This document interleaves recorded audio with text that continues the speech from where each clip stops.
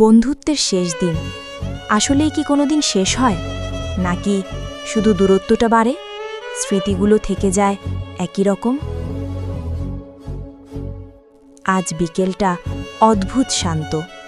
আরাফাত আর মাহি দুজন সেরা বন্ধু শহরের পুরনো লেকের ধারে বসে আছে, যেখানে তারা গত 10 বছরে কত হাসি, কত গল্প, কত ঝগড়া করেছে। আজ হয়তো সেই জায়গায় শেষবার।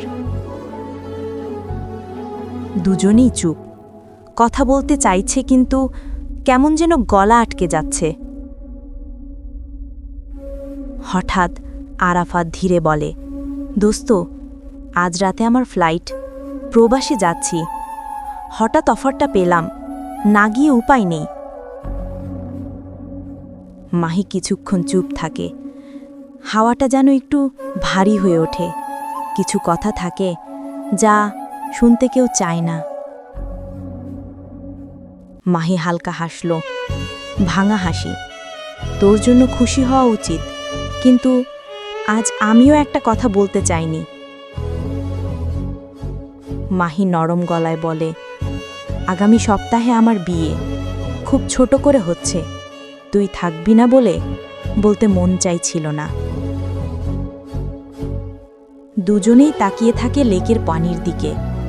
অস্তগামী সূর্য দুজনের ছায়া দীর্ঘ করে দিচ্ছে, ঠিক তাদের দূরত্বের মতো। মনে পড়ে যায় পুরনো সেসব দিন, স্কুল পালানো, রাতভর গেম খেলা, হঠাৎ নদীতে ঝাঁপ দিয়ে সাঁতার শেখা, আর কষ্টের দিনে একে অপরের পাশে থাকা। বন্ধুত্ব কখনো দূরত্বে মরে না, শুধু গল্পগুলো থেমে যায় কিছুদিনের জন্য। রাত নামার পরে দুজনে হাঁটছিল ধীরে, লেকের পাশের ছোট রাস্তা ধরে। আরাফাত বলল, দোস্ত, ফোনটা তো একই থাকবে, তাই না? মাহি হাসল, কিন্তু চোখে একটু জল। ফোন থাকলে ভালো, কিন্তু তুই যেন হারিয়ে না যাস। পরদিন ভোরে মাহি দাঁড়িয়ে আছে এয়ারপোর্টে। আরাফাত চেক ইন লাইনের দিকে হাঁটছে, ধীরে, খুব ধীরে।